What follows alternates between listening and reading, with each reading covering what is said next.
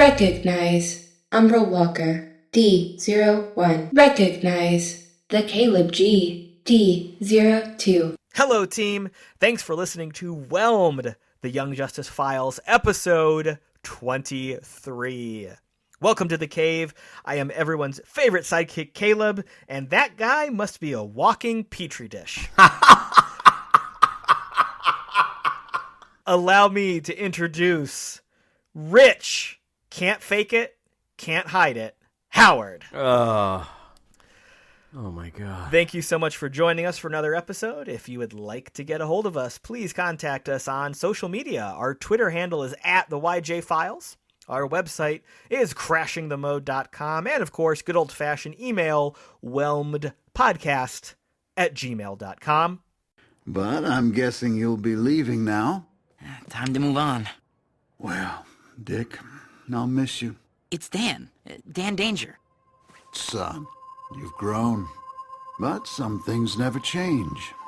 Like the sight of a Grayson on the trapeze. You can't fake that. Can't hide it. With that housekeeping out of the way, let's jump right into it with... Hello, Megan. Hey, everybody. This week's episode is Performance. The release date was April 7th, 2012, just 1 week past the previous release, which is still a nice, sweet roll into the end of the season. The in-episode date is December 22nd, a few weeks after the previous episode. The director is Michael Chang, and the writer was Greg Weisman's brother, John. And we do have two very special guests in this episode. You might recognize the voice of Stephen Root, and you might not know who that is, but if you took away his stapler, he would get very angry. Oh, well, who is he? Is he Haley? Yeah. Really? Yep. But a personal favorite of mine, Mr. Clancy Brown, is in this episode as well. Yeah, he's King Faraday. Also, Adam Baldwin. Jane from Firefly is the voice of Parasite as well. Yes, absolutely. And with that out of the way, let's jump right into our mission briefing. Just in time for your next mission. All right, our pre-credit scene is at Haley's Circus. I'm so excited. It's Haley's Circus. Where we see a performance above the center ring. The ringmaster, Jack Haley, is announcing a new trapeze act called The Daring Dangers with 5 sibling performers. We quickly find out that they are the team in disguise, or at least Robin, Red Arrow, Superboy, Miss Martian, and Artemis. When Robin misses his trapeze mark, McGann doesn't catch him. She calls out his name telepathically as he's falling, and that tells us who is who and what's happening. And then post-credits, the team manages to pull a save of Robin, and we get a quick flashback of Robin informing the team of the mission. A number of tech robberies have occurred across Europe, all coinciding with the appearance of Haley's traveling circus in town. We also find out that the reason Robin missed his mark was because there's some sort of 24-hour bug going around through the circus, and he's sick. Yeah. Just like Rich is. Oh, I know. I'm so happy. Sort of. Haley is confronted during the show by King Faraday, who is an Interpol agent. King Faraday variously shows up as a police detective or FBI agent or various things in various animated series. In this case, King Faraday has been tracking the robberies across Europe and is convinced that the circus is involved. That night, the team stakes out a tech warehouse that Robin has determined is the next likely target. They spot the thief using highly skilled acrobatics, making the team suspect one of the other acrobatic acts at the circus. But the thief gets away after he also uses fire-breathing skills and causing crates of live ammo to explode, which then confuses the team as to whether there might be multiple thieves, and they just didn't see them switch out. Back at the circus, the team reviews video footage of the other robberies where it appears that acrobats, the clown, the strongman, and the fire breather may all be involved. Superboy confronts Roy about him being on the mission for the ulterior motive of finding the mole he is still concerned about. Robin, upset that Haley may actually be involved in the robberies, takes a walk through the circus and past an old poster of the Flying Graysons. That's when Kid Flash contacts him via the comms and calls him out on the fact that they aren't on an official mission from Batman.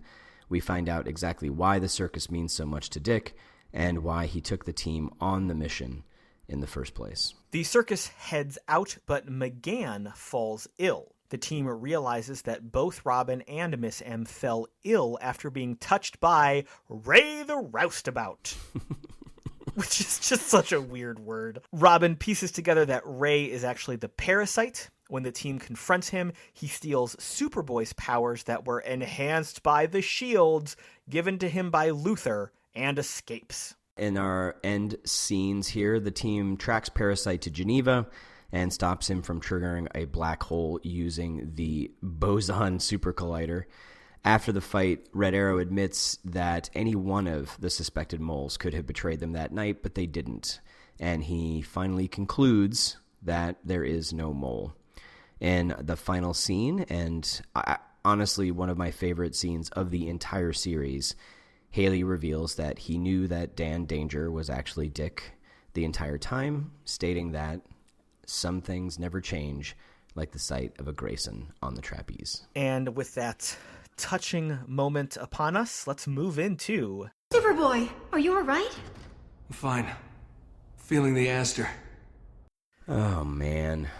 Haley Circus. This episode is a love letter to Robin and Dick Grayson's story. I love it. We talked about this a little before we started recording, but the idea that this episode it feels like it comes kind of late in the season is interesting. There's some things that don't work great, like the parasite's plan is weird, and I don't know why he wants to kill himself, basically, by creating a black hole right in Geneva. Like, I don't know some of that plot that's going on, but the whole thing around it with Haley Circus and the almost kind of in media res character bits, and for those probably watchers who had never heard of Robin's origin and that kind of thing, and I think it's just great. This was another spotlight episode. This time Robin was in there, which was a little bit interesting because the last couple spotlight episodes we had were some of the other characters, side characters, people that may or may not be involved in the larger meta plot, and some betrayal.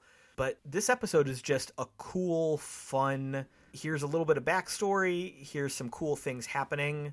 It's a great, great episode. You know, I just realized something, actually. I'm just piecing it together as we're talking. Yeah, I think this is a true statement. I think with the exception of maybe Roy, all of the main characters' origins were discussed in some way, form, or fashion up to this point. We know Wally has said, hey, I reconstructed the experiment that created the Flash and I became Kid Flash.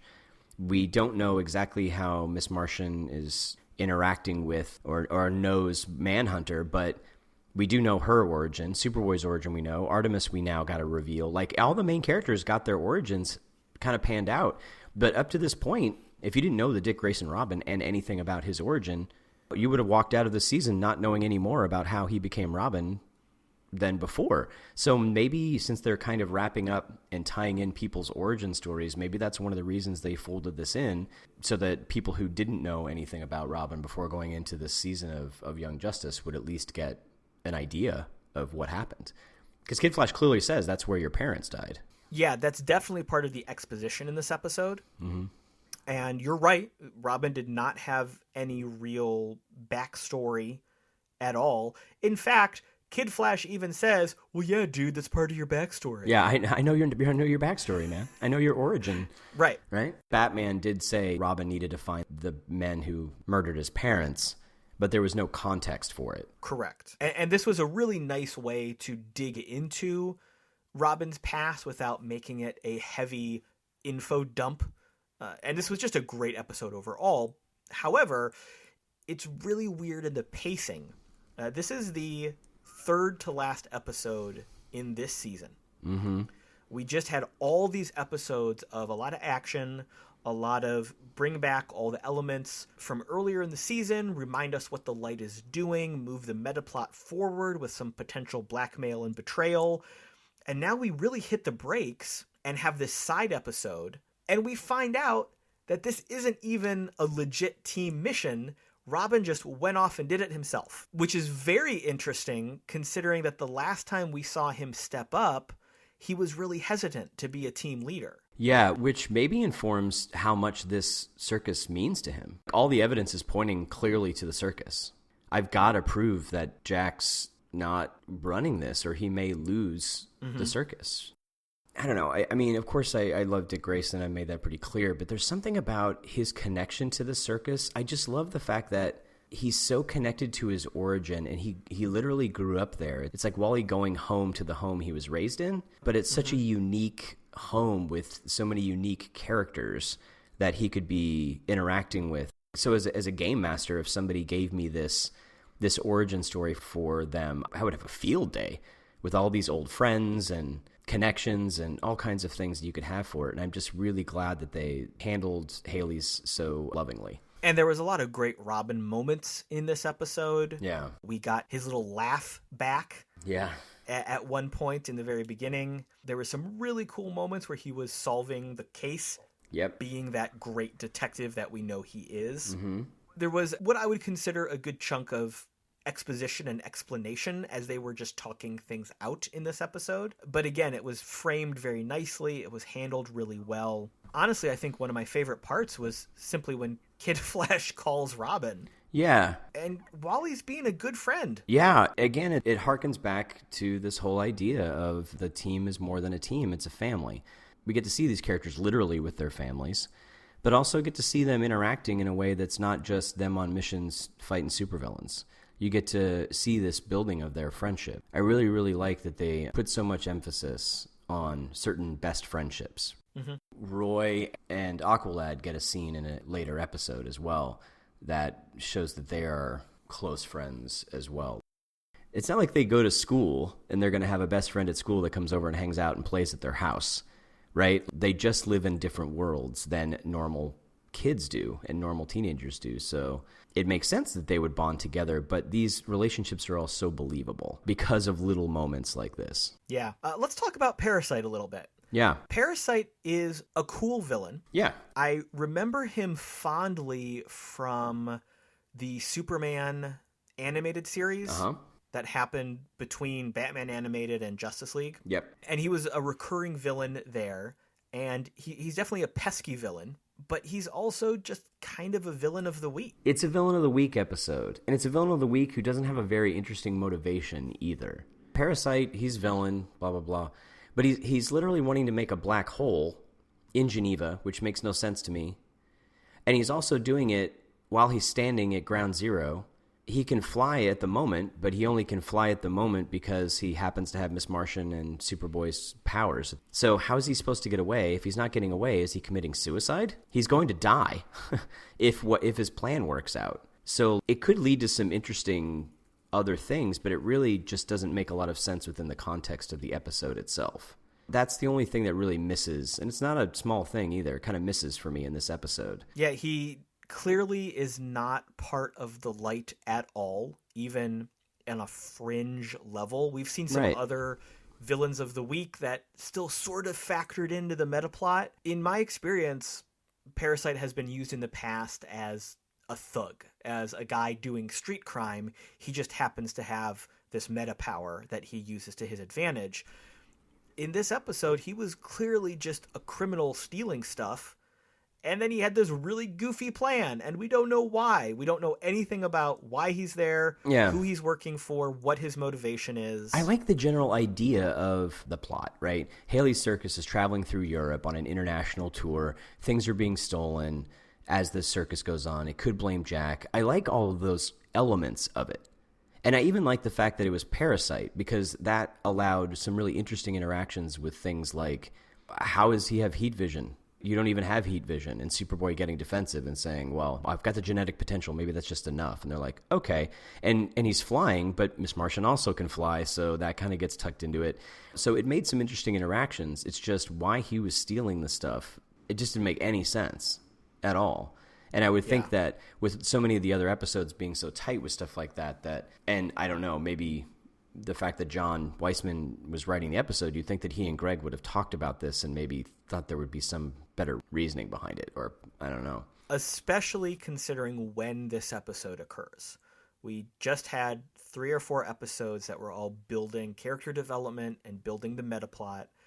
There are literally only 2 more episodes beyond this one to end season 1, and without spoiling anything, both of them are huge finale moments of really important things happening. Yeah.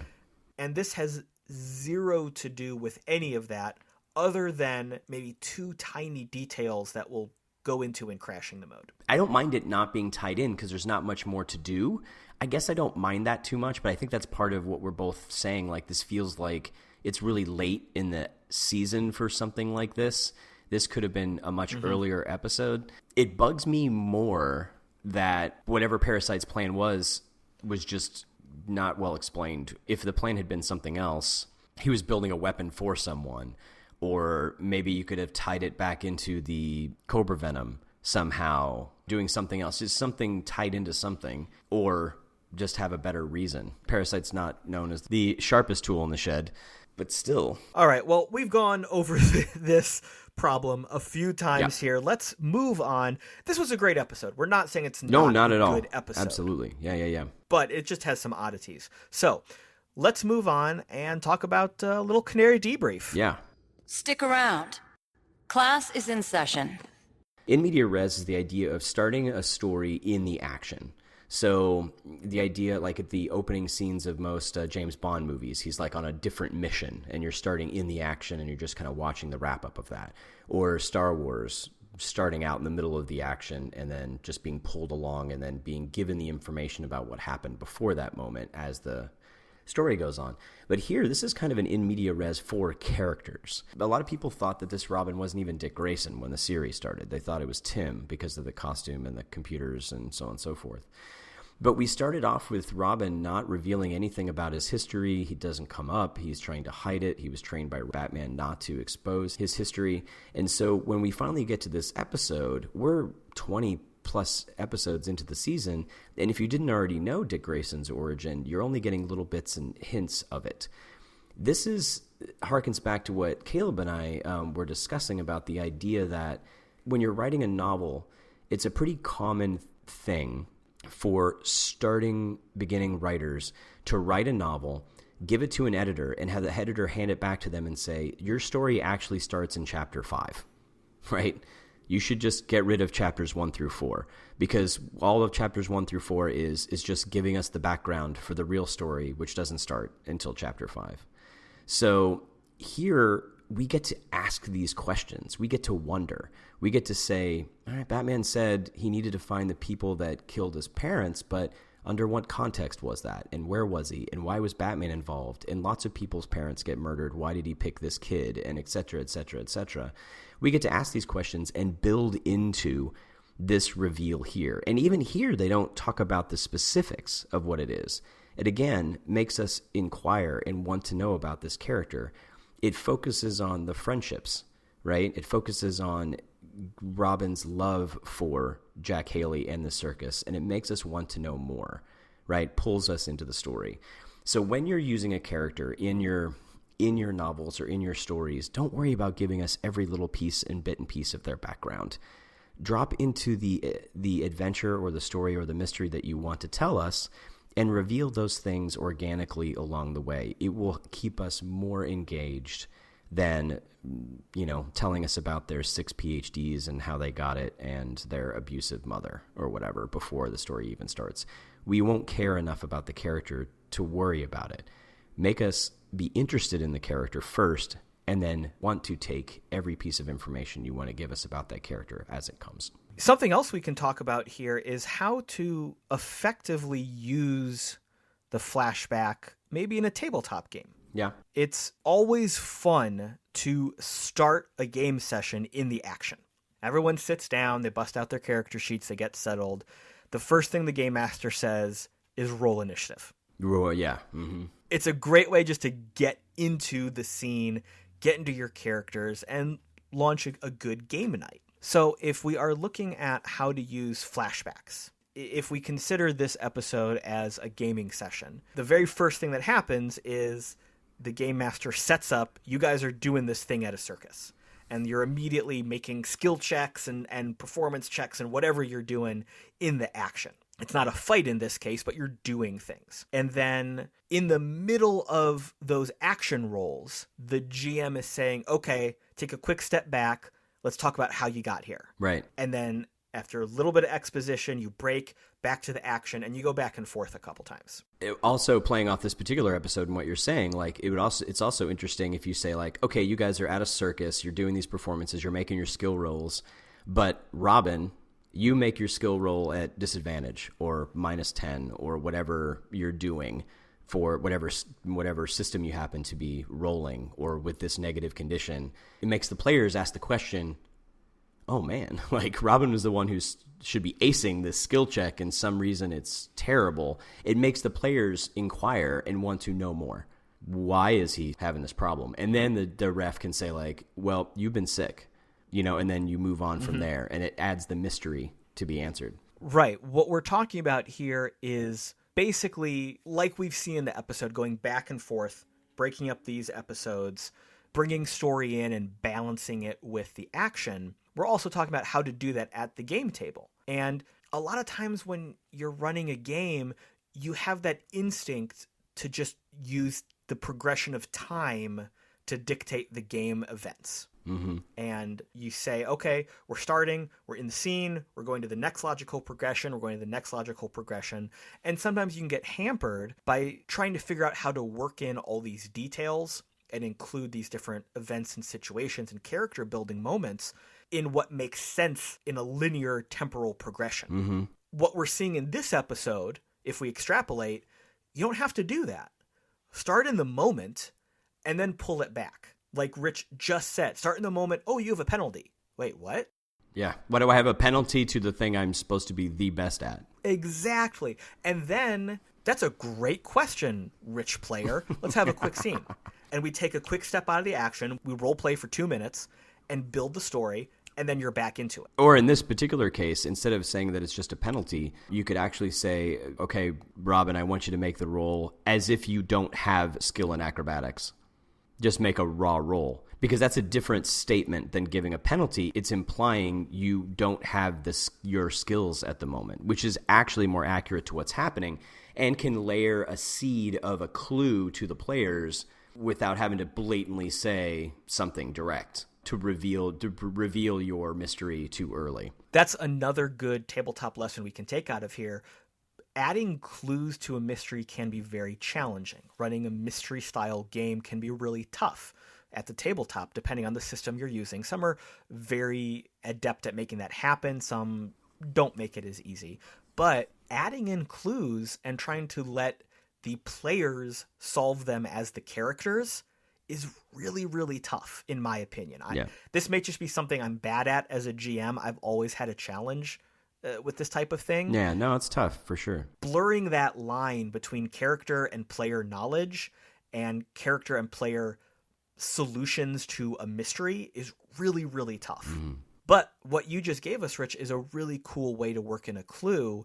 If you start messing with how characters work mechanically, that's a really clever way to introduce clues. It can work, but usually in a very specific circumstances. Right, yeah. If you were not dealing with a Parasite-style character, you wouldn't just randomly take away someone's abilities. So the context is always very important. And some people might not feel comfortable with that because they don't want to tread on player agency, power, and ability and ruin that line. So take everything we're saying with a grain of salt. Be very careful with what you're doing. But we're just talking about how to pull some of these storytelling pieces of advice out of this episode. So there's a lot we can sprinkle over our tabletop games from what we're seeing. Yeah. So with that being said, let's move over to crashing the mode.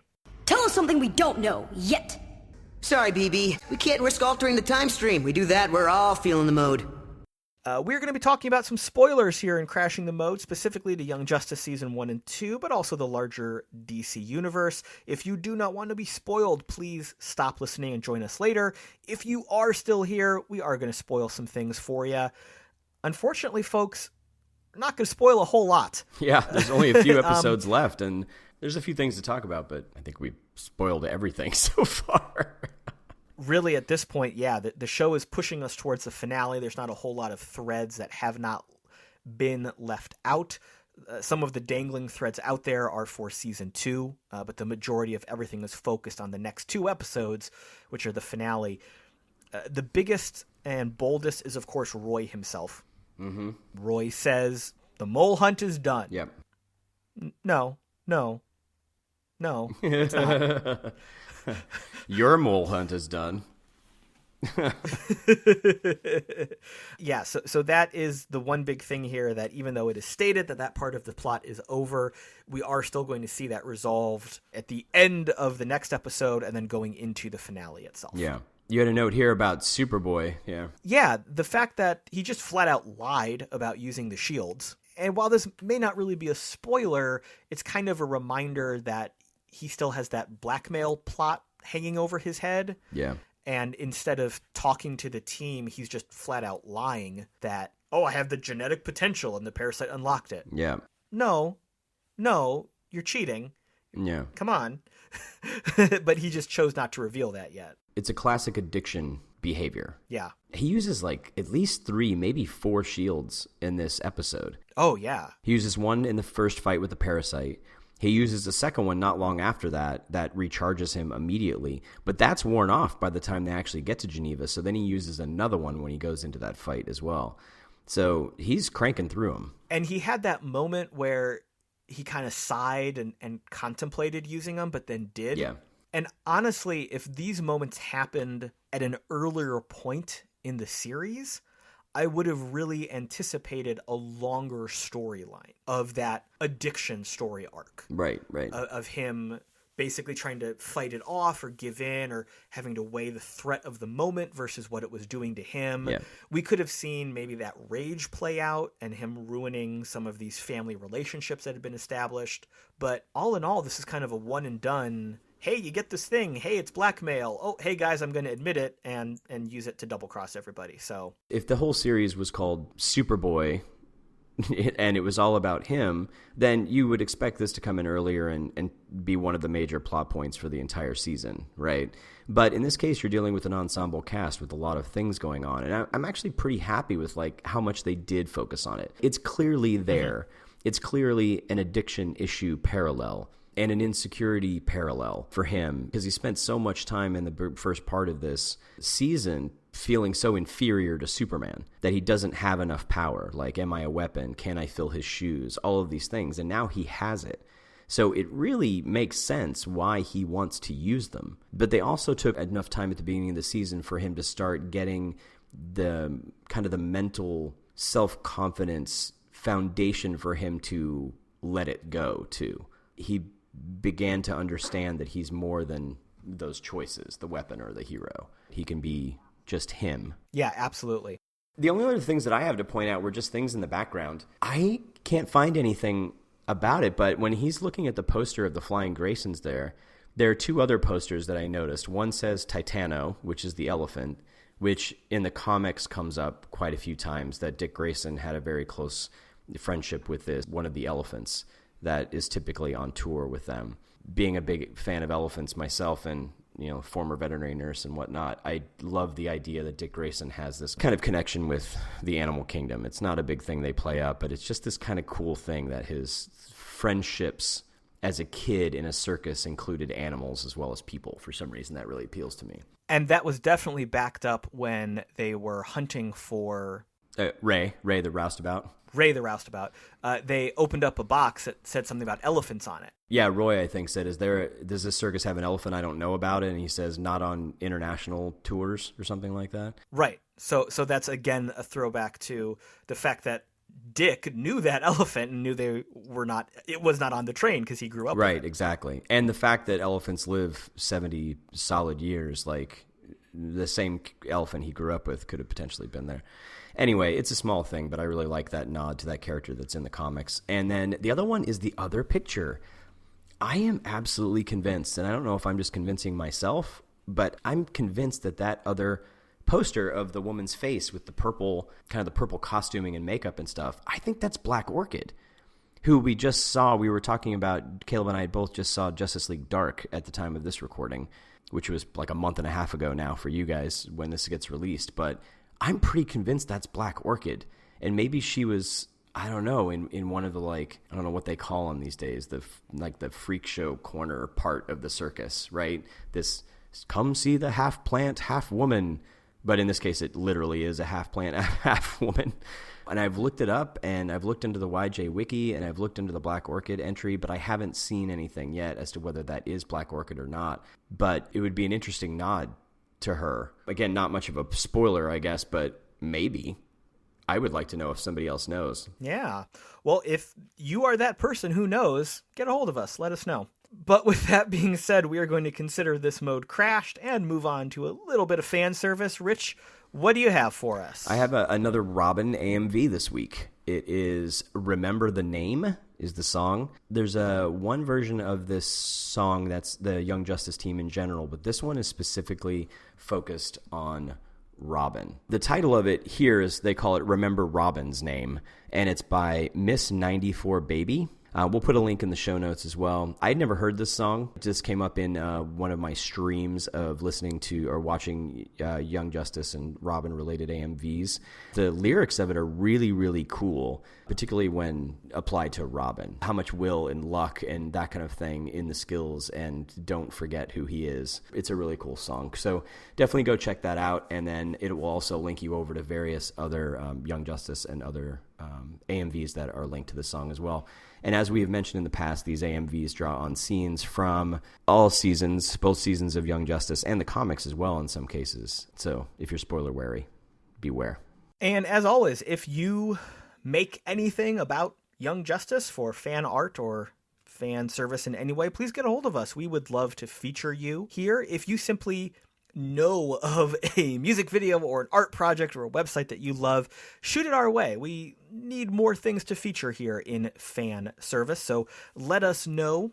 If you are a creator, we will feature you here and maybe get you into the cave for an interview. But at the very least, we would love to show the world what you do and spread the love of Young Justice that we all share. And with that fan service done, it is time to wrap up this mission and head out of the cave. Everyone, as always, thank you so much for listening. We truly appreciate you choosing to spend some time with us here as we talk about Young Justice. We would not be doing this if it was not for you. So thank you so very much. If you have a second, we also would appreciate one of those handy dandy 5-star reviews on iTunes or whatever podcatcher you use, because it does help everyone else find us. Last but certainly not least, please remember to feel the Aster. Yep, and remember everybody to hashtag keep binging YJ. Use the hashtag YJ3 or hashtag Young Justice Season 3 if you're talking about Young Justice in the next season. Hashtag buy YJ Comics on Comixology to help Greg Weisman, Christopher Jones, and the whole team get more tie-in comics for the series for us so we can find out more about what happened in those 5 years between seasons 1 and 2.